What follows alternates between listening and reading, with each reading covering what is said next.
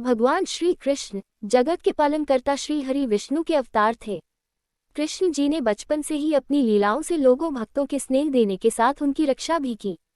इन बाल स्वरूप का पूजन निसंतान दंपतियों के लिए बहुत शुभ फलदायक माना जाता है, तो वही प्रेम करने वाले लोग भी भगवान कृष्ण में आस्था रखते हैं। कृष्ण जी का मनोहारी स्वरूप बहुत ही मंत्रमुग्ध कर देने वाला है। वे अपने भक्तों से बहुत स्नेह रखते हैं। भक्त की रक्षा हेतु श्री कृष्ण हमेशा उपस्थित होते हैं। यह तो सभी जानते हैं कि भगवान कृष्ण को दूध, दही और माखन मिश्री बहुत ही प्रिय था। इसके साथ भी भगवान कृष्ण की अन्य कुछ चीजें भी बहुत प्रिय हैं। इन चीजों को अर्पित करके आप भगवान कृष्ण की कृपा प्राप्त कर सकते हैं। यदि इन चीजों को भगवान कृष्ण को अर्पित करके सच्चे हृदय से प्रार्थना की जाए तो वे अपने भक्तों की सभी मनोकामनाओं को पूर्ण करते हैं। बांसुरी। भगवान कृष्ण को बांसुरी अत्यंत प्रिय है। वे बांसुरी को सदैव अपने पास रखते थे। उनकी हर प्रतिमा और तस्वीर में भी वे सदैव बांसुरी धारण किए रहते हैं। भगवान कृष्ण जी बांसुरी बजाते थे तो ग्वाल, बाल और गोपियों का साथ जीव जंतु भी मंत्रमुग्ध हो जाते थे। पूरे वातावरण में जैसे हर तरफ प्रेम की बयार बहने लगती थी।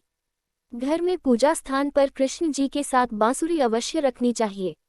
इसके अलावा विशेष मनोकामना पूर्ति के लिए भगवान कृष्ण को बांसुरी अर्पित करनी चाहिए। मोरपंख। भगवान श्री कृष्ण अपने माथे पर और मुकुट में मोरपंख धारण करते हैं। पौराणिक कथाओं के अनुसार मैया यशोदा जब भगवान कृष्ण का श्रृंगार करती थी तब वे सदैव उनके माथे पर मोरपंख लगाती थी।